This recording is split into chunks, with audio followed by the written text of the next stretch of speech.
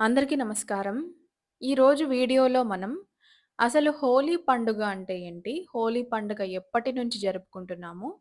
మన పూర్వీకుల నుంచి కూడా హోలీ పండుగని మనం ఇలా రంగులతోనే జరుపుకున్నామా? ఈ విషయాలన్నీ తెలుసుకుందాం.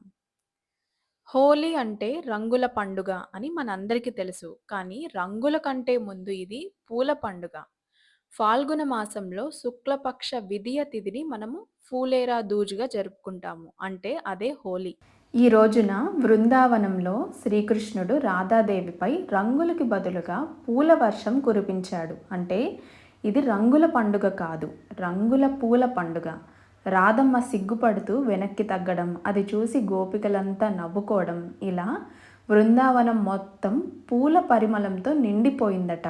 ఎందుకంటే నిజమైన ప్రేమ ఎప్పుడూ పరిమళిస్తుంది. అందుకే హోలీ పండుగ రంగుల దాకా వెళ్ళకముందే పూలతో మొదలైంది.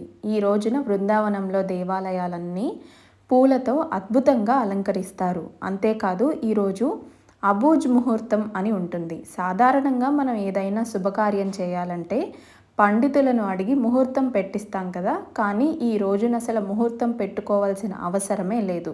కొత్త కారు కొనాలన్నా, గృహప్రవేశం చేయాలన్నా, లేదా ఏదైనా కొత్త పని మొదలు పెట్టాలన్నా కూడా హోలీ అత్యంత శుభప్రదమైనది. కాబట్టి అందరూ కూడా ఈ హోలీ పండుగని, అదే పూలేరా దూజ్ పండుగని రంగులతో కాకుండా పూల రంగులతో జరుపుకోవాలని కోరుకుంటూ, ఒకవేళ మీకు పూలతో జరుపుకోవడం వీలు కాకపోతే ఆర్గానిక్ కలర్స్ వాడండి. ఆరోగ్యం పాడు చేసుకోవద్దు, అలాగే పర్యావరణాన్ని కూడా పాడు చేయొద్దు. వీడియో నచ్చితే లైక్ చేయండి, షేర్ చేయండి, అలాగే జై శ్రీకృష్ణ అని కమెంట్ సెక్షన్లో కమెంట్ చేయండి.